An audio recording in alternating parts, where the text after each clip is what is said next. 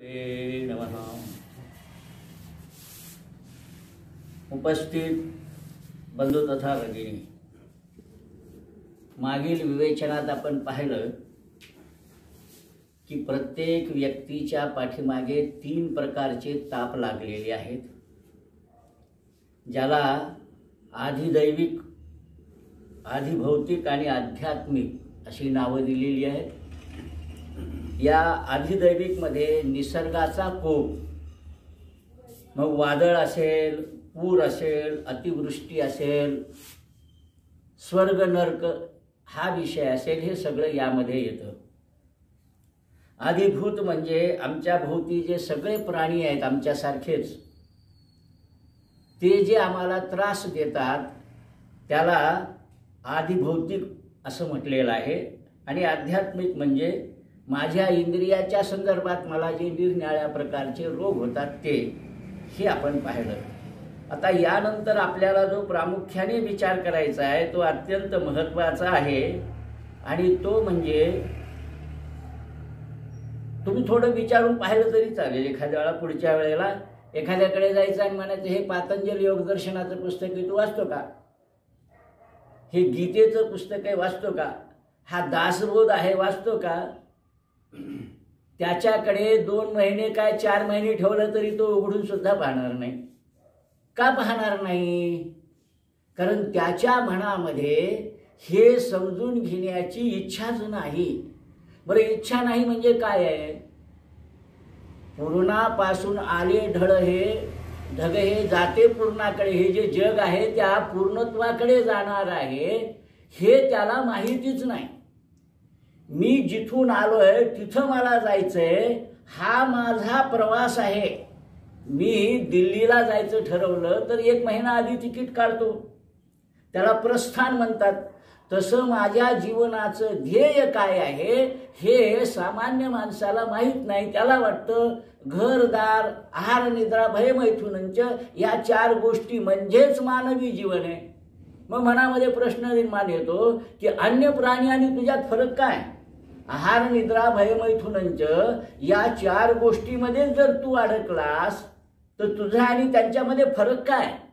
आणि म्हणून तो फरक स्पष्ट होऊन हे ज्ञान घेण्याची इच्छा उत्पन्न होणं, याच्यासाठी पात्रता लागते. म्हणून आमच्याकडे असं म्हटलंय की पात्रता पाहून ज्ञान द्यावं. आणि ती पात्रता काय आहे? मी आता सांगितलेले ग्रंथ तुम्ही नेऊन दिले तरी 99% लोक ते वाचणार नाहीत. मग वाचण्याची किंवा ते समजून घेण्याची पात्रता, या क्षेत्रात प्रवेश करण्याची पात्रता काय? त्याच्यासाठी एक शब्द लक्षात ठेवा, नेहमीसाठी उपयोगी पडणारा, साधन चतुष्टय. आम्ही काहीतरी साधना केली पाहिजे. ती जर आमची साधना असेल तर हे ग्रंथ वाचण्याची इच्छा उत्पन्न होईल, यातला विषय समजून घेण्याची इच्छा उत्पन्न होईल. त्याला म्हणायचं काय शब्द आहे? साधन चतुष्टय. साधन लक्षात आलं, चतुष्टय म्हणजे 4. हे 4 प्रकारची जी तत्व आहेत ही अगदी सुरुवातीला आपण लक्षात घेणार आहोत. नित्यानित्य विवेक असा शब्द प्रयोग आहे. नित्य, अनित्य आणि विवेक हे 3 शब्द या ठिकाणी आले. नित्य काय आहे, अनित्य काय आहे, याविषयीचा निश्चय, याला म्हणायचं विवेक. आम्ही खेळामध्ये सुद्धा बऱ्याच वेळा शास्त्रीय शब्द वापरतो, पण आपल्याला त्याला काही त्याचं माहीत नसतं. गोट्या खेळताना, आणखीन काही करताना शब्द प्रयोग केला जातो की नाही? कोणी जर चुकीचं बोलला तर दुधाचं दूध, पाण्याचं पाणी होईल, असा शब्द प्रयोग होतो ना. याचा अर्थ काय आहे? आमच्याकडे या संदर्भात सुद्धा एक सुभाषित आहे. काय सुभाषित आहे? हंसस्येतो बकस्येतो को भेद हंस बकयोः, नीर क्षीर विवेकेतु हंसो हंसो बको बकः. बगळा आणि हंस या दोघांनाही वाटीभर दूध आणि पाणी मिसळून दिलं तर बगळा दोन्ही पिऊन टाकील, पण हंस त्यातलं फक्त दूध घेईल, पाणी जशाला तसं ठेवील.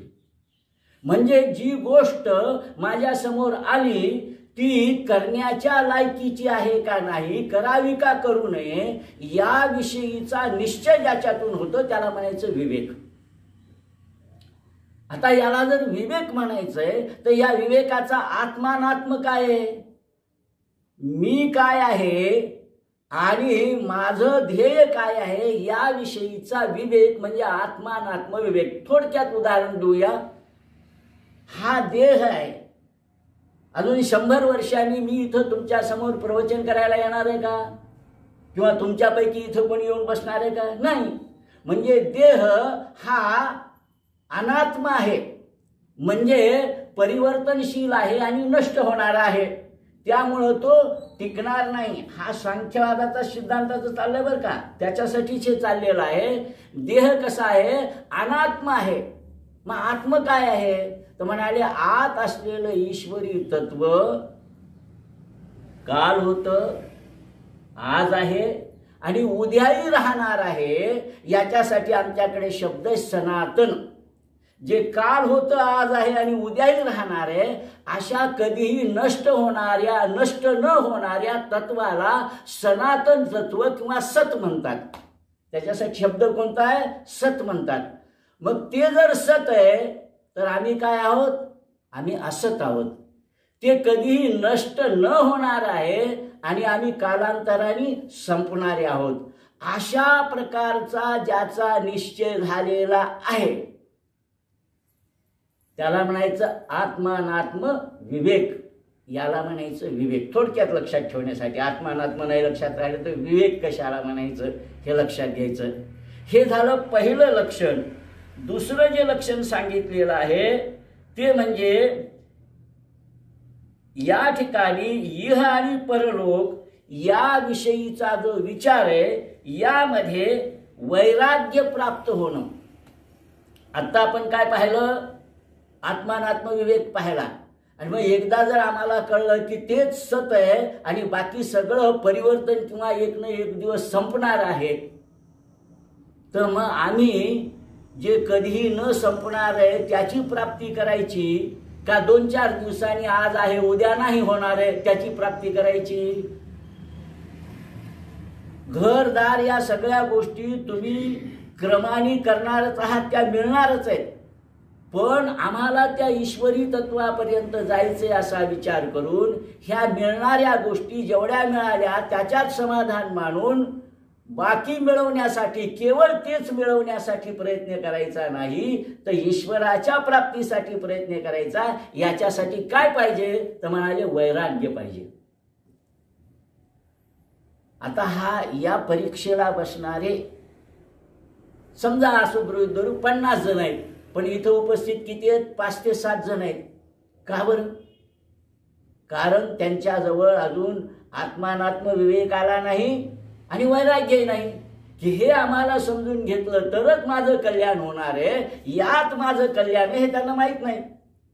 म्हणजे वैराग्य नसल्यामुळे आणि विवेक नसल्यामुळे ते आलेले नाहीत. जरी परीक्षेला बसले असले, त्यामुळे मला नोकरी मिळेल, आणखीन काहीतरी मिळेल या इच्छेने त्यांनी ही परीक्षेसाठी बसायचं आणि फी भरली असली तरी ते का आले नाहीत, तर त्यांच्याजवळ विवेक आणि वैराग्य नाही म्हणून ते आले नाहीत. आता या ठिकाणी तिसरा जो मुद्दा आहे तो म्हणजे शमदमादी षट. इथं 6 गोष्टी सांगितल्या तिसऱ्या ह्याच्यात. इथं येण्यासाठी किंवा हा विषय समजून घेण्यासाठी काय पाहिजे म्हणाले, पहिल्यांदा शम पाहिजे. शम या शब्दाचा अर्थ आम्ही लक्षात घेतला पाहिजे की त्या ईश्वरी तत्वाशिवाय दुसरं काही शाश्वत नाही हा विचार निश्चित होऊन त्याच्या प्राप्तीचा विचार येणं आणि त्याच्यासाठी प्रयत्न करणं. आणि दम म्हणजे इंद्रियांचं नियमन, ज्याला आणखीन एक शब्द पातंजल योगदर्शनमध्ये यम नियम आसन प्राणायाम प्रत्याहार ज्याला म्हणतात. प्रत्याहार, हा प्रत्याहार हा दममध्ये मोडतो. म्हणजे मला सकाळी झोपावं वाटतं, पण झोपणं उपयुक्त आहे का, नाही. मग झोपणं उपयुक्त नाही अशा प्रकारचा विचार येऊन सकाळी उठणं आणि इथं येणं शब्द वापरणार होतो पण नाही वापरला, स्नान करून येणं याला म्हणायचं दम. म्हणजे मी माझी विश्रांतीची वेळ कमी केली. अशा प्रकाराने इंद्रियांवर नियंत्रण मिळवणं आणि इंद्रियांना या कामामध्ये आणणं याला म्हणायचं दम.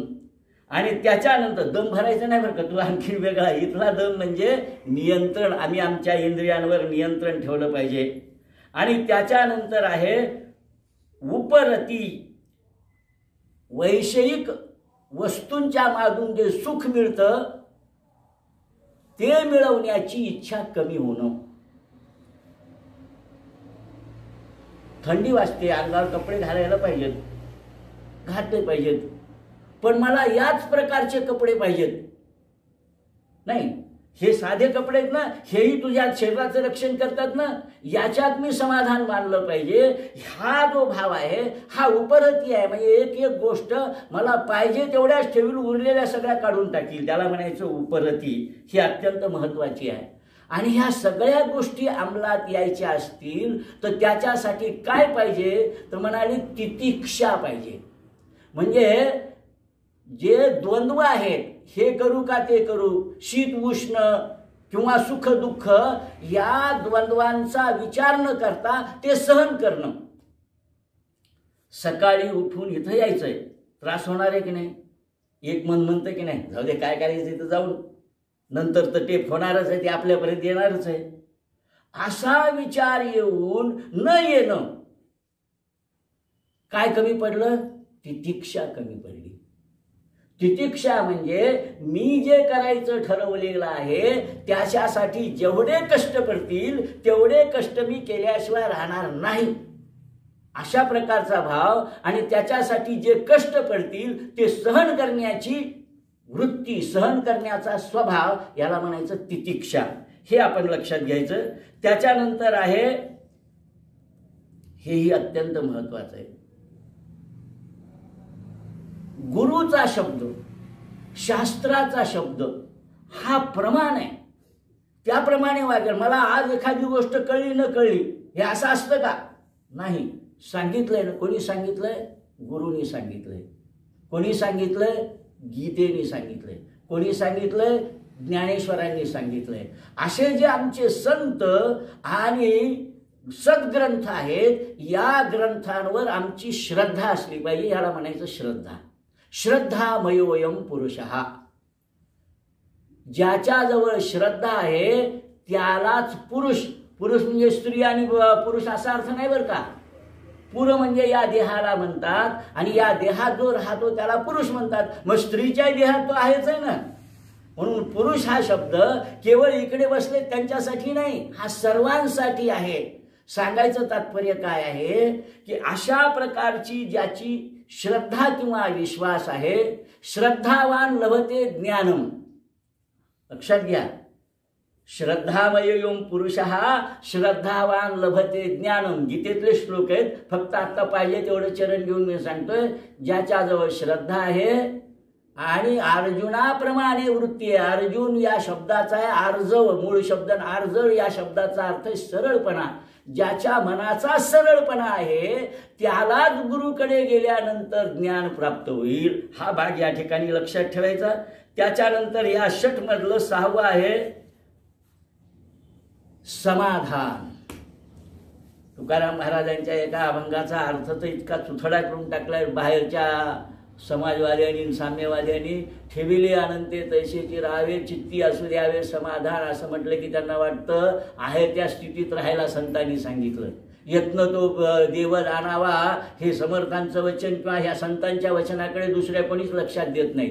समाधान या शब्दाचा अर्थ माझ्या कल्पनेत मी एवढे श्रम केल्यानंतर एवढं मिळायला पाहिजे असं जे वाटतं तेवढं नाही मिळालं, आणि जे काही मिळालं त्याच्यात समाधान मानलं. समाधान या शब्दाचा अर्थ काय? माझ्या कल्पनेत मला वाटतं 10 लाख रुपये मिळालेत आजच्या आज, पण मिळतील का? मी जेवढे परिश्रम करील त्याच्या आधारावर जे मिळेल त्यामध्ये आनंद मानला पाहिजे. याला म्हणायचं समाधान. ह्या षटमध्ये असलेल्या ह्या 6 गोष्टी आणि सगळ्यात शेवटीचं महत्त्वाचं जे आहे ते मुमुक्षुत्व.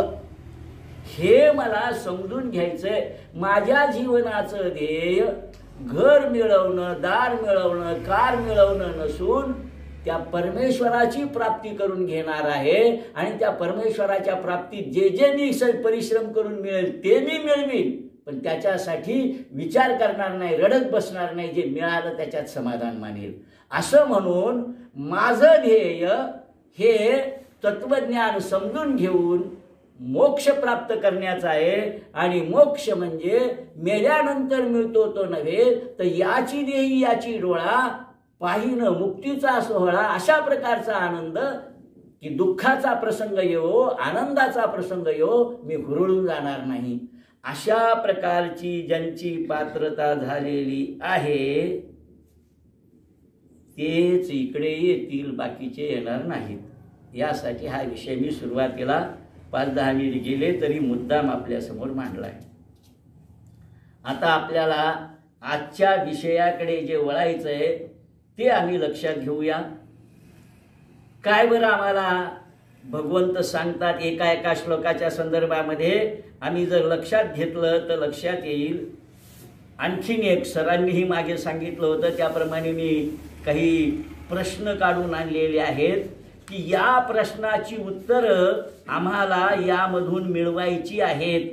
ती जर आम्ही मिळवली, जसे जसे येतील तसेही पाहू आपण, तर मग आपण यामध्ये आलेलो आहोत.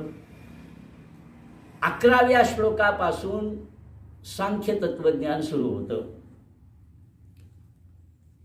अगदी सुरुवातीला, आणि अगदी जवळच आहे म्हणून आहे.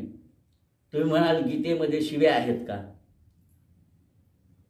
नाही, असंच आहे ना सर्वसामान्यपणे. पण आता यातला याच अध्यायाचा 3रा श्लोक काढा, मग आपल्याला लक्षात येईल. क्लैब्यम मास्मग पार्थ नैव तत्व उपपद्यते शूद्रम हृदय दौर्बल्यम त्यक्तो तिष्ठ परंतप. हे अर्जुना, तू परंतप आहेस, तप करणार आहेस, पण आता मात्र कसं वागतो? षंढासारखा वाटतो. काय म्हणजे एखादी व्यक्ती आपल्या जवळची आणि बोललेलं त्याला लागणार नाही तरीही तो आपल्या जवळ येईल वाटतं, त्यावेळेला इतक्या खालच्या स्तराला जाऊन बोलावं लागतं.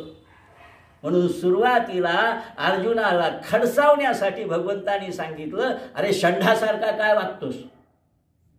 म्हणजे एका अर्थाने त्याला इकडे वळवण्यासाठी शिक्षाही केली आहे. हे साधारणपणे शिक्षा म्हणायला हरकत नाही.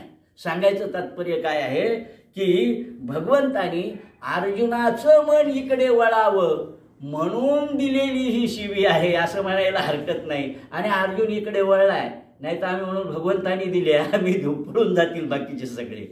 कोण किती पात्रतेचा आहे याच्या आधारावर त्याच्याशी काय बोललं पाहिजे हा विषय या ठिकाणी यावा म्हणून या गोष्टीचा मी या ठिकाणी उल्लेख केला आहे. आणि मागच्या वेळा सांगितलं म्हणून त्याच्या विशेष खोला जात नाही. कार्पण्य दोषोपहत स्वभावा, या श्लोकांमध्ये जे सांगितलंय तो आशय माझ्यामध्ये आला आणि मी सरळ मनाचा झालो आणि भगवंताचा शिष्य झालो की मला ज्ञान प्राप्ती होईल. हा विषय या ठिकाणी आपण लक्षात घ्यायचा.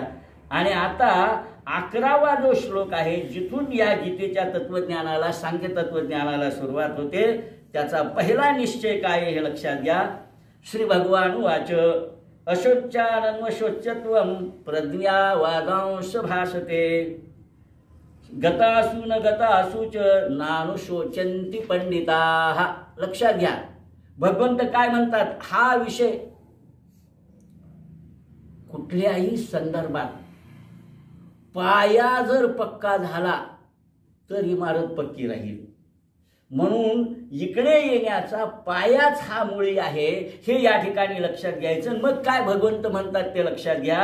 हे अर्जुना, तू ज्यांचा शोक करू नये अशा माणसांसाठी शोक करतोस आणि विद्वानांसारख्या युक्तीच्या गप्पा करतोस, परंतु ज्यांचे प्राण गेले आहेत त्यांच्यासाठी आणि ज्यांचे प्राण गेले नाहीत त्यांच्यासाठी विद्वान लोक शोक करीत नाहीत. कोण शोक करीत नाहीत? विद्वान लोक शोक करीत नाहीत. आता विद्वान कोणाला म्हणायचं, पंडित कोणाला म्हणायचं? इतकं काही शिकल्यावर एक डिग्रीच मिळते म्हणे पंडित, म्हणून डिग्री मिळवल्यामुळे कोणीही पंडित होत नाही. तर पंडित या शब्दाचा अर्थ लक्षात घ्या पुन्हा एकदा. हा मूळ पाया आहे इथला. काय सत्य आहे आणि काय असत्य आहे याचा ज्याचा विवेक झालेला आहे आणि विवेक झाल्यामुळे सतचा तो स्वीकार करतो आणि असतला सोडून देतो, तो पंडित. सत काय आहे म्हणाले आत्मा आहे आणि असत काय आहे देह आहे. मग देह गेल्यानंतर रडण्याचं कारण काय? बरं, देह आहे म्हणून हसण्याचं कारण काय? देह मिळालाय, तू काम कर ना, पण रडणं म्हणजे शोक करणं आणि हर्ष करणं याची काहीही गरज नाही. म्हणून दुर्योधन, दुःशासन, भीष्माचार्य, द्रोणाचार्य हे मेले तरी तुला शोक करण्याचं कारण नाही आणि हे जिवंत असले म्हणून हुरळून उड्या मारण्याचं कारण नाही. हा मूळ पाया लक्षात घ्या. कारण भीष्म, द्रोण हे कोणाची नाव आहेत? ह्या देहाची नाव आहेत. आत जो देही बसलाय, तर दुसरा शब्द आला, हा देह आहे आणि आत बसलाय तो कोण आहे? देही आहे. मग आत बसलेल्या देहीचा विचार करून देहाविषयी ममत्व न बाळगता देह असला काय आणि गेला काय या बाबतीत जो शोक करत नाही त्याला काय म्हणायचं? पंडित म्हणायचं.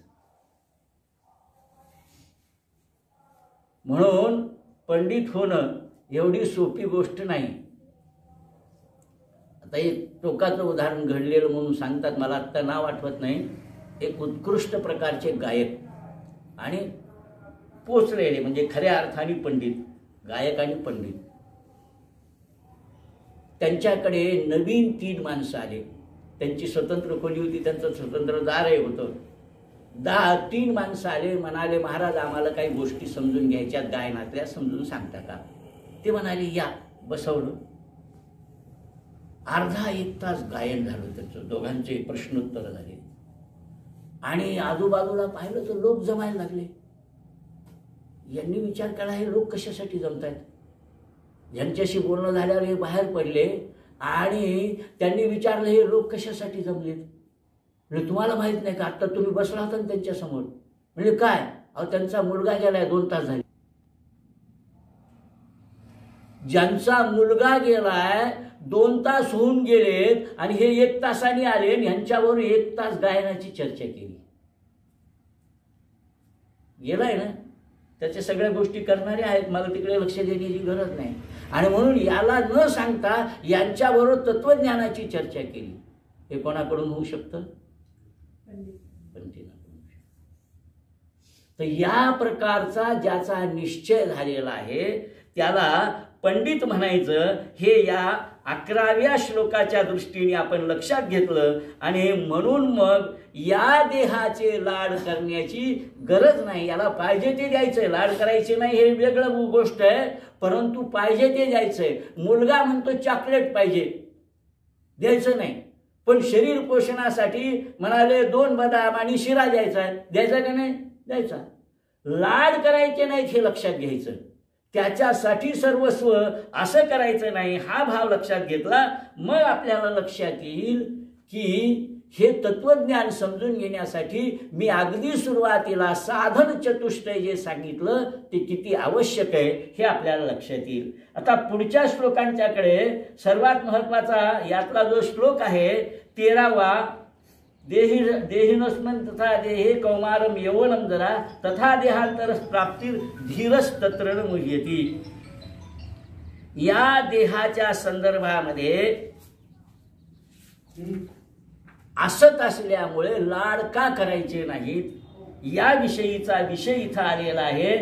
ज्याप्रमाणे जीवात्म्याला या शरीरात बालपण, तरुणपण, वृद्धावस्था प्राप्त होते, त्याचप्रमाणे वृद्धावस्थेनंतर मृत्यू झाल्यावर दुसरा जन्म येतो हे 100% सत्य आहे. आमच्याकडे पुनर्जन्म मानलेला आहे, ग्रंथकारांनी मांडलाय, याच्यावर आमची श्रद्धा आहे. आता या ठिकाणी हा विषय मांडताना देह अनित्य आहे म्हणजे काय, तो असत आहे म्हणजे काय आहे, या संदर्भामध्ये एक एक शब्द जायते काय सांगितलं, जायते म्हणजे हा उत्पन्न होतो, जन्माला येतो, अस्ति म्हणजे आहे, दिसतो आम्हाला, राहतो, वर्धते वाढतो. आता लक्षात घ्या, देहाच्या मुख्य 3 अवस्था, बाल्य, तारुण्य आणि वृद्धावस्था. एक संपल्याशिवाय दुसरी मिळते का? तुम्ही 4-5 वर्षाचे होता आणि आता 25 वर्षाचे, 30 वर्षाचे किंवा 15-20 वर्षाचे तरुण झालेला आहात. बालपण संपलं की नाही? दिसतं का बालपण? इथला शब्द वापरायचा झाला कळण्यासाठी, मेलं की नाही? बालपण मेलं, तुम्ही तरुण झाला, रडत बसला. आता दाखवता का बालपण कसं आहे ते? दाखवता येईल नाही, ते संपलं ना. बालपण गेलं आणि तरुण झाला, इथलाच शब्दशास्त्रीय वापरायचं झालं तर बालपण मेलं, तुम्ही तरुण झालात. कालांतराने म्हणाले वृद्ध होणार, केस पिकणार. मग वृद्ध झाले की तरुण पण गेलं ना, शब्दच वापरायचं झालं ना, गेलं गेलं, रडला. तरुण पण गेलं म्हणून, बालपण गेलं म्हणून रडला नाही, तरुण पण गेलं म्हणून पुढच्या काळात रडणार नाही. तर मग हा देह झाला आणि गेला. वासांशी जीर्णानि यथा विहाय नवानि गृह्णाति तरोपराणि तथा शरीरानि विहाय जीर्णान नन्याति संयाति नवानि देही. अरे हा देह कपड्याप्रमाणे, वासांशी जीर्णानि यथा विहाय, अंगावरचा हा कपडा आहे. अजून 25 वर्षांनी मी हा वापरणार नाही, 10 वर्षांनी 15 वर्षांनी वापरणार नाही. म्हणजे काय झालं? जीर्ण झाला. काय झाला? टाकून दिला.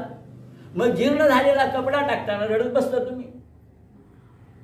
मग देह सुद्धा या आत्म्यावर असलेला या कपड्याप्रमाणे, देह सुद्धा या आत्म्यावर असलेला कशाप्रमाणे? या कपड्याप्रमाणे. कपडा जीर्ण झाल्यावर जसा टाकून दिला जातो तसाच हा देह जीर्ण झाल्यावर तो संपतो, जातो. पण त्याच्यासाठी शोक करण्याचं काही कारण नाही. पुनर्जन्माच्या संदर्भात एक छोटंसं उदाहरण इथं आवश्यक सांगणं म्हणून सांगतो. तुम्ही खेडेगावात तर निश्चितच गेला असेल. परभणी एका अर्थाने मोठं खेडच आहे, अजून तरी कुठं प्रगती झाली. तर शेतात गेल्यानंतर काही आळ्या असतात, आळ्या, आणि ती एका गवतावरून दुसऱ्या गवतावर जाताना जर पाहिली असेल तर ती कशी जाते? तर म्हणाले, एका गवताच्या काडीवरून दुसऱ्या काडीवर जात असताना दुसऱ्या काडीवर अर्धा भाग गेल्याशिवाय पहिलं गवत सोडत नाही. पाहिले आपल्यापैकी काही जणांनी? दुसऱ्या काडीवर जाताना अर्धा देह त्या काडीवर गेल्याशिवाय पहिल्या काडीवरचा असलेला देह सोडत नाही. बरोबर?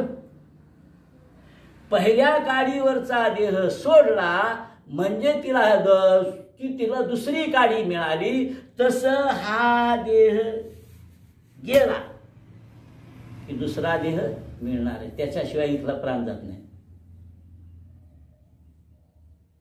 हा देह गेला की दुसरा देह मिळणार आहे. कशाप्रमाणे? त्या आळीप्रमाणे. आळी आम्हाला शिकवते की पहिलं सोडू नको, तुझ्या हातातही नाही म्हणा, पहिलं तू जे सोडणार आहेस त्याला तुला दुसरं मिळणार आहे. आणि हे कोणासाठी सांगू? हे 2 प्रकारच्या लोकांसाठी आहे, तिसऱ्यासाठी नाही. 2 कोण? एक तमोगुणात जातात ते, आणि जे रजोगुणात जातात ते. रजोगुणात आणि तमोगुणात जाणाऱ्यांना, आणि यामध्ये किती जण मोडतात? तर म्हणाले 99.999 इतके लोक मोडतात. म्हणजे हे शाश्वत सिद्धांत हा त्यांच्यासाठी आहे.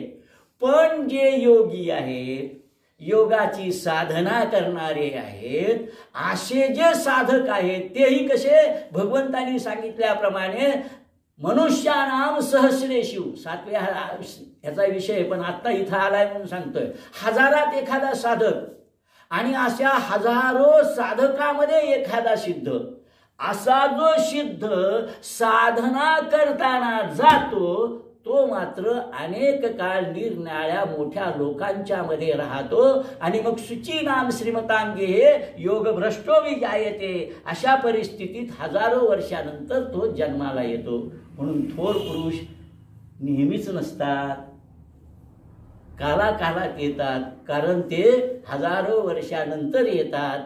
पण मी मगा आत्ता सांगितल्याप्रमाणे 99.99 इतके लोक कसे होतात, एखाद्याला डायलिसिस ठेवलं जातं, म्हणजे त्याला तिकडचा देह मिळत नाही म्हणून हा डायलिसिसवर आहे, म्हणाले याचा प्राणच जाईन लवकर. डॉक्टर म्हणतात आता व सोडून द्यावं, आम्ही काही प्रयोग करू शकत नाही, याच्यावर प्रयोग करणं आमच्या हातात राहिलं नाही. पण त्याचा प्राणच जात नाही. का जात नाही? कारण त्याला तिकडे गर्भ मिळालाच नाही. आणि म्हणून हा सिद्धांत लक्षात घेताना आम्ही हे लक्षात घेतलं पाहिजे की हा सिद्धांत 99.99 सत्व आणि रज यामध्ये, रजोगुण आणि तमोगुणामध्ये नव्हे, सत्वगुणातल्या सुद्धा 90% लोकांच्या मध्ये याच पद्धतीचा आहे. फक्त त्यातला जो 1% आहे शुद्ध सत्वातला, मिश्र सत्व आणि शुद्ध सत्व आणखीन एक विषय, पण मी आता त्याच्या खोलात जात नाही. तो असा जो लक्षावधीमध्ये एखादा 10 लाखात एखादा आहे, तो मात्र साधनेत गेला तर अनेक वर्षे दिव्य लोकात राहतो आणि मग शेकडो हजारो वर्षानंतर तशा प्रकारचा महापुरुष जन्माला येतो. तो काही लागलीच गेल्या दुसऱ्या दिवशी जन्माला येत नाही, 9 महिन्यांनी जन्माला येत नाही. म्हणून काही क्रांतिकारकांच्या मध्ये गीत सुद्धा इतकी उत्कृष्ट लिहिली गेली त्यांच्यावर. खुदिराम बोस म्हणून क्रांतिकारक झाला, मदनलाल धिंगरा नावाचा क्रांतिकारक झाला. त्या क्रांतिकारकाचं वर्णन केलेलं आहे की त्याला सकाळी 9 वाजता फासाला द्यायचं होतं, तर तो 8-8:30ला व्यायाम करत होता सकाळी, ज्या दिवशी फासावर जायचं त्या दिवशी. त्याला विचारलं की अरे तुला आत्ता अर्ध्या 1 तासाने फासावर जायचंय आणि तू व्यायाम कसं काय करतोस? खुदिरामला विचारलं की अरे तू तर तरुण आहेस, आता हसत हसत फासावर का जातोस? तर या दोघांनी दिलेलं उत्तर लक्षात घ्या. ते म्हणाले अरे हा देह तर जाणारच आहे, हा देह दिला की मला लागलीच दुसरा देह मिळणार आहे, त्यामुळे मी चिंता करणं भेटेन 9 महिन्यांनी. ही कविताच आहे त्याच्यावर की तो मातृभूमीला आणि आईला सांगतोय तू रडू नको. एकाने तर सांगितलं की मी मावशीच्या घरी जन्माला येणार आहे 9 महिन्यांनी.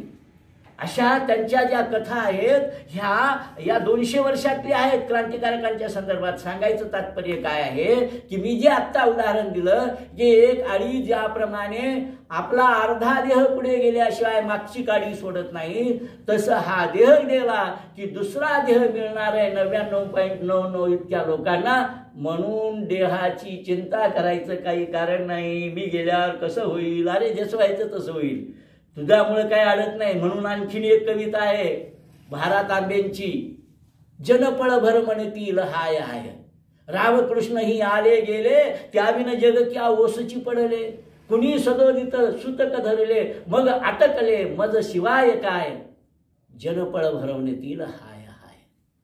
अशा पद्धतीचा निश्चय झाला पाहिजे की अरे हा देह शाश्वत नाही, अशाश्वत आहे. आणि हा कोणाचा सिद्धांत पाहतो आहेत आम्ही? सांख्याचा सिद्धांत पाहतो. आपलं काय चालू आहे? हा सांख्याचा मूळ सिद्धांत आहे, लक्षात ठेवा. मागे सांगितलंय की नाही आत्ता माझ्या लक्षात नाही. सांख्याचं तत्वज्ञान आपल्यापैकी विद्यार्थ्यांच्या पैकी बरं का, तिकडे जाणकार आहेत मला माहिती बसलेले, हे सांख्याचं तत्वज्ञान कोणाच्या नावाने, कोण आहे ह्याचे लेखक, काय निर्माते, काय? कपिल मुनी सरांनी सांगितलं. सांगायचं तात्पर्य की सांख्य हा सिद्धांत मोठा आहे, त्याच्यावर मोठमोठी पुस्तकं सुद्धा आहेत, पण भगवंतानी आपल्यापुरतं थोडक्यामध्ये या ठिकाणी सांगितलंय. आणि सांख्याचा हा सिद्धांत या ठिकाणी मी आपल्यासमोर या पद्धतीने आत्ता मांडलेला आहे. याच्या पुढे जाऊन आपल्याला यामधला हा जो 16वा श्लोक आहे हा अत्यंत महत्त्वाचा आहे. 16व्या श्लोकात काय म्हटले पहा, नासतो विद्यते भावो ना भावो विद्यते सतः उभयोरूपी दृष्टांतस् तत्वदर्शिभिः. यामध्ये सत वस्तूचा कधीही अभाव होत नाही आणि असत वस्तू कधीही कायम टिकत नाही. हा सिद्धांत एकदा आम्ही लक्षात घेतला की मग आम्हाला कुठल्याही गोष्टीत शोक करण्याचं काही कारण पडत नाही. एक कोष्टक मी आपल्या समोर मांडणारे अत्यंत महत्वाचं आहे.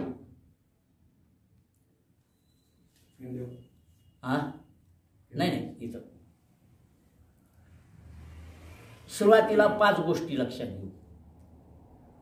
शब्द, स्पर्श, रूप, रस आणि गंध या 5 गोष्टींच्या मध्ये माणूस अडकतो. कानाने काय ऐकावं काय नाही याचा निश्चय करत नाही. द्वंद्व सुरू होतं. डोळ्यांनी काय पाहावं काय पाहू नये, कोणत्या गोष्टीचा स्वीकार करावा कोणत्या गोष्टीचा स्वीकार करू नये, अशा प्रकारचा निश्चय होत नसल्यामुळे माणसाचा अधःपात होतो. हळूहळू या गोष्टीचा निश्चय झाला की मग येतं मन. हे झाले इंद्रियांचे 5 विषय. इंद्रियांचे विषय किती? 5. कोणते? शब्द, स्पर्श, रूप, रस आणि गंध. हे इंद्रियांचे 5 विषय झाले. आता आपल्याला येते 5मधून 3मध्ये. त्याच्यामध्ये येतं मन. या मनाच्या दृष्टीने काय होतं? मन हे 3 प्रकारांनी काम करतं. सत्व, रज आणि तम. तमोगुणात असलेलं जे मन आहे दुःख भोगतं. सत्वगुणात जे रजोगुणात जे मन आहे सुख आणि दुःख, कधी सुखाचा कधी दुःखाचा अनुभव घेतो. आणि सत्वगुणात असलेलं मन नेहमीसाठी सुखी राहतं. त्यानंतर ज्ञानाच्या बाबतीत तमोगुणाचं जे व्यक्ती आहे त्याचं मन अज्ञान आहे. रजोगुणात जो आहे त्याचं मन काम करायला लावतं. निरनिराळ्या प्रकारची कामं आम्ही जी करतो आहोत ही कोणत्या गुणातली आहेत? रजोगुणातली आहेत. आणि सत्वगुणातलं जे मन आहे ते ज्ञान प्राप्त करतं. त्याच्यानंतर तमोगुणातलं जे मन आहे ते आसुरी प्रवृत्तीकडे जातं. आज याला मारायचं उद्या त्याला मारायचं, याचं घर लुटायचं त्याचं घर लुटायचं अशा प्रकारचा विचार करतं. रजोगुणातलं जे मन आहे सूर आणि असुर या दोन्ही गोष्टींचा करून कधी तिकडे कधी इकडे असं फिरत असतं. आणि सत्वगुणातलं जे मन आहे ते केवळ माझ्या जीवनाचं ध्येय काय आहे त्या ध्येयावर चालत असतं. त्यानंतर आहे तमोगुणातलं जे मन आहे याच्या जीवनात कुठल्याही प्रकाराने रस नसतो, दुःखामध्ये तो पडलेला असतो. रजोगुणात जे आहे तीक्ष्ण वगैरे अशा प्रकारच्या द्वंद्वामध्ये तो असतो. आणि सत्वगुणामध्ये असला तो मधुर मध किंवा एका विशिष्ट आनंदामध्ये तो राहतो. दुसरं तमोगुणातलं जे मन आहे हे अपवित्र आहे. रजोगुणातलं जे मन आहे यामध्ये ध्येयप्राप्तीचा विषय भौतिक स्वरूपाच्या गोष्टीचा तो करतो. आणि सत्वगुणातलं मन जे आहे ते पवित्र आहे, कुठलीही वाईट गोष्ट ते स्वीकारत नाही. तमोगुणातलं जे मन आहे ते अश्रद्धा आहे. रजोगुणातलं मन आहे थोडीफार श्रद्धा आहे पण फलाच्या प्राप्तीची इच्छा करतं. आणि सत्वगुणातलं मन जे आहे ते अनासक्त आहे आणि अनासक्त झाल्यानंतर मग इकडची प्राप्ती होते. हे आपण या ठिकाणी लक्षात घ्यायचं. याच्यानंतर आम्हाला 5मधून 3मध्ये आलो, 3मधून 2मध्ये यायचंय. तो पंचेंद्रियांचा विषय झाला. आत्ता मी सांगितला कोणाचा विषय झाला? मनाचा विषय झाला. आता बुद्धीचा विषय. पंचेंद्रिय 5मध्ये अडकलेले, मन 3मध्ये अडकलेलं आणि बुद्धी 2चा विचार करते. काय पहा, बुद्धी जड बुद्धी प्रकृतीमध्ये आहे, तर चेतन बुद्धी पुरुषाचा विचार करते, प्रकृती आणि पुरुष याचा विचार करते. चेतन बुद्धी जी आहे निराकार याचा विचार करून त्या ईश्वरी तत्वाची प्राप्ती करते. तर जड बुद्धी साकाराचा विचार करते. सुरुवातीला आम्ही साकाराचाच विचार करतो, तो एक बुद्धीचा नंतर तिकडे जाता येतं. त्याच्यानंतर चेतन बुद्धी जी आहे ती प्राण जो आहे या प्राणाचा विचार करते, आणि जड बुद्धी जी आहे ही आहे त्याच ठिकाणी जसं आहे तशा प्रकारानेच राहण्याचा प्रयत्न करते. त्याच्यानंतर आहे सत्वगुणी बुद्धी जी आहे किंवा चेतन बुद्धी जी आहे ती अमूर्ताचा विचार करते, म्हणजे कुठल्याही आकृतीचा विचार करत नाही, सूक्ष्माचा विचार करते, चेतनाचा विचार करते, जीवाचा विचार करते, अक्षर तत्वाचा विचार करते, अव्यय तत्वाचा विचार करते, आणि त्या पद्धतीने आपल्या जीवनाची रचना करते. कोणती बुद्धी? चेतन बुद्धी. आणि जड बुद्धी जी आहे यामध्ये अचेतन आहे, प्रकृतीचा आहे, क्षर वस्तूचा विचार करते, व्यय म्हणजे खर्च करण्याचा विचार करते. असं बुद्धीमधले हे दोन पैलू आहेत. आता या बुद्धीच्या दोन पैलूंच्या मध्ये मग आपल्याला मागच्या आमची चर्चा चालली होती त्याचा एक विषय मी या ठिकाणी थोडक्यामध्ये मांडतो. पिंड कशाला म्हणायचं? कारण आमच्याकडे शब्द आहे पिंडे पिंडे मतेर भिन्ना. हाही विषय अत्यंत महत्वाचा आहे. पिंड कशाला म्हणायचं? पिंड आणि पुढचा शब्द आहे ब्रह्मांड. या देहामध्ये आत्मा आहे. आत्मा कशात आहे? म्हणाले पिंडात आहे. म्हणजे या देहाला काय म्हणतात? पिंड म्हणतात. लक्षात आलं? आत्मा या पिंडामध्ये आहे, तर प्रत्येक देहाला पिंड म्हणतात. केवळ माणसाच्या नाही बरं का, जेवढे म्हणून प्राणी आहेत त्यांना सुद्धा विचार आहे की नाही? पोपटाला विचार आहे की नाही? मन आहे की नाही? तुम्ही त्याला पिंजऱ्यात ठेवला आणि त्याला आवडतात असे जे पदार्थ म्हणून आम्ही मानतो ते सगळे त्याच्यात ठेवले तरी तो वाळत जातो. आणि दार उघडा बरं काय करतो? पळून जातो. येतो का पुन्हा? नाही येत. सांगायचं तात्पर्य काय आहे की त्याला सुद्धा मन आहे. मुख्य विषय काय आहे की पिंडे पिंडे मतेर भिन्ना याचा अर्थ हा देह या प्रत्येक देहाचा आपापला विचार आहे. त्या देहाला जे आवडतं ते मिळवण्याचा प्रयत्न करतात, आणि देहात आत असलेला जो आहे तो आत्मा आहे, तो सर्वांच्याच आहे. माझ्या श्वासोश्वासामध्ये शेकडो जंतू मरण पावले, पण त्या जंतूच्या आत सुद्धा ते ईश्वरी तत्व आहे.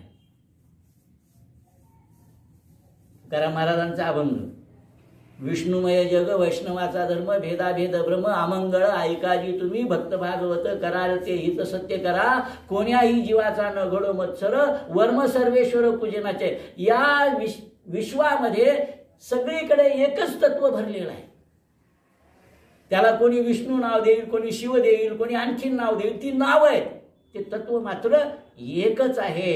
म्हणून या पिंडामध्ये जो राहतो त्याला आम्ही शरीरी किंवा आत्मा म्हणतो, आणि ह्या ब्रह्मांडात राहतो तो परमात्मा. मग या पिंडातून आम्हाला ब्रह्मांडामध्ये राहणाऱ्या परमात्म्याची प्राप्ती करायची.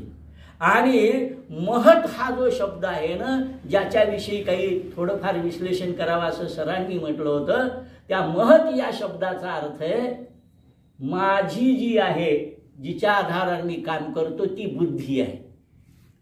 आणि विश्वाचं जे काम चालतं आणि सगळी रचना होते त्या विश्वाच्या ब्रह्मांडाच्या बुद्धीला महत म्हणतात. महत कोणाला म्हणायचं?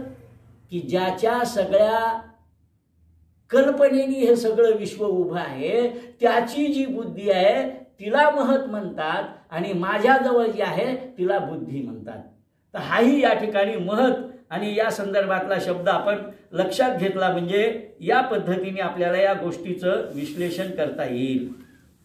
आता या ठिकाणी आणखीन एक सूत्र आपल्या समोर मी मांडणार आहे आणि ते म्हणजे द्वैतात असलेला माणूस काय विचार करतो आणि अद्वैतात असलेला जो आहे तो काय करतो. आत्मानात्मविवेक अद्वैतातला विचार करतो, द्वैतातला जे काही मला मिळेल त्या गोष्टीचा विचार करतो. हाही विषय या ठिकाणी होतो. या पद्धतीने हा विषय या ठिकाणी झाल्यानंतर मग आज आपल्याला या ठिकाणच्या काही श्लोकांच्याकडे जेवढे आज किती वेळ ते पाहतो मी त्याच्या आधारावर 5 मिनिट. हा विषय व्यापक आहे पण आता यातले महत्त्वाचे श्लोक मी आपल्या समोर सांगतो आणि त्याचं थोडक्यात विश्लेषण करतो. आणखीन विषय मांडायचा झाला तर पुढे मांडता येईल. वासांशी जीर्णानी याचा मी उल्लेख केला. आता उल्लेख करणारे याच्यानंतरचा जो महत्त्वाचा श्लोक आहे तो म्हणजे 23वा. नैनं छिंदंती शस्त्रांनी नैनं दहती पावकः न चैनं क्लेदयन्त्यापो न शोषयति मारुतः. आत्मा कसा आहे म्हणाले, याला तलवार कापू शकत नाही, वारा वाळवू शकत नाही, पाणी भिजवू शकत नाही आणि अग्नी जाळू शकत नाही. असा चिरपुरातन नित्यसूरनितन स्वरूपाचा हा आत्मा आहे. हेच त्यांनी आणखीन दुसऱ्या श्लोकातून वेगळ्या शब्दामध्ये सांगितलेलं आहे. हे आपण लक्षात घ्यायचं. आता जो इकडे येतो, इकडे म्हणजे आता इथं उपस्थित या अर्थाने नव्हे, साधन चतुष्टय होऊन आत्मानात्म विवेक ज्याचा झालेला आहे त्याच्या संदर्भात तो ज्या वेळेला या आत्म्याकडे पाहतो त्याला सुरुवातीला काय वाटतं तर म्हणाले आश्चर्यवत पश्यति कश्चिदेन माश्चर्यवत वदति तथैवचान्यः आश्चर्यवत चैनमन्य शृणोति श्रुत्वापेनं वेदन चैव कश्चित. अर्थ लक्षात घ्या. एखादा महापुरुषच या आत्म्याला आश्चर्याप्रमाणे पाहतो. आश्चर्याप्रमाणे पाहतो. का पाहतो आश्चर्याप्रमाणे? कोण पाहतो? महापुरुष पाहतो, सामान्य नाही. त्याला काही कळतच नाही. महापुरुष ज्या वेळेला याकडे पाहायला लागतो त्यावेळेला विचार करताना त्याला सुरुवातीला आश्चर्य वाटायला लागतं. हे सगळं विश्व कसं काय चाललं?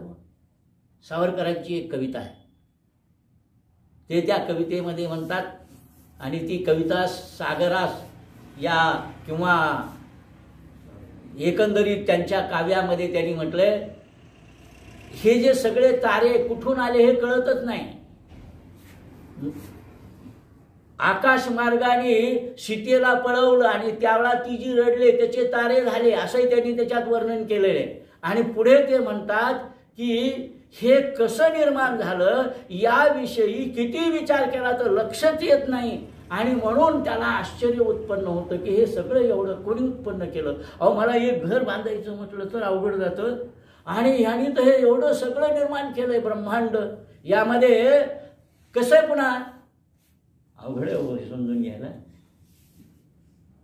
आम्ही देवाच्या पाया पडायला गेलो की अनेक विशेषण आहेत देवाला लावलेले. त्यातलं एक विशेषण आहे, हा कसा आहे म्हणाले, अनंत कोटी ब्रह्मांड नायक.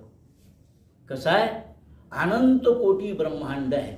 या विश्वामध्ये अनंत ब्रह्मांड आहेत. हे आम्ही एका ब्रह्मांडात राहतो, असे अनंत ब्रह्मांड आहेत. विज्ञानाला 8 वर्षापूर्वी दुसऱ्या ब्रह्मांडाचा शोध लागला, पण आमच्याकडे तर आम्ही अनादिकालापासून काय म्हणतो, अनंत कोटी ब्रह्मांड आहे. या ब्रह्मांडाचा नायक हे सगळं कसं चालवित असेल असा ज्यावेळा विचार येतो तो त्यावेळा त्या आश्चर्याने पाहायला लागतो. असाही एक यामध्ये भाव आहे, हे लक्षात घ्यायचं.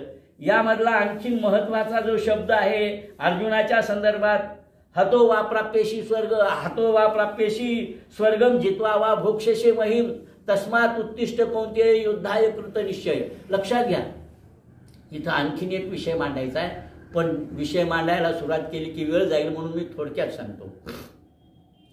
गीताकारांनी तुम्ही आळशी म्हणा, काहीच मिळवू नका असं सांगितलं नाही. त्यांनी सांगितलंय कर्तृत्व करा, पाहिजे तेवढं मिळवा, पण ते केवळ माझ्यासाठी मिळवलंय असं समजू नका. मीच त्याचा करता आहे. नाहम करता. कोण करता मग? गुरुही करता केवळ. मी मिळवणार आहे. हे मिळवलेलं मी याचा विश्वस्त आहे. विश्वस्त काय हो? माझी जी वस्तू ती माझ्याबरोबर यायला पाहिजे, पण याच्यातलं एक तरी माझ्याबरोबर येतं काय? नाही येत. म्हणजे हे माझं नाही आहे की नाही? माझं असतं तर माझ्याबरोबर आलं असतं की नाही?